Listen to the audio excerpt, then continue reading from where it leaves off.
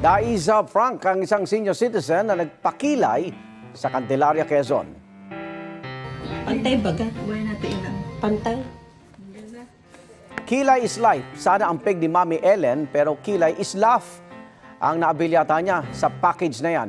Sumobra kasi ang kapal ng kanyang kilay, kaya napasabi tuloy siya na hindi na siya attend sa isang birthday.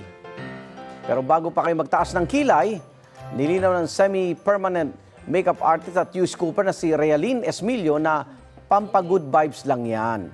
Nabubura daw agad ang ginamit niyang ink kay Mami Ellen na nagpa-micro shading. Ito naman, prankster in the making din ng isang baby sa Davao City. Nakaubos na yata ng isang album si Daddy Miel para ihele ang nooy 4-month-old na si Julian Drake. Pero ang anak na inakalang tulog, gising na gising pala. Napatawa na lang si Mami Jel. 2.6 million views na ang video na yan. Ang cute ng baby.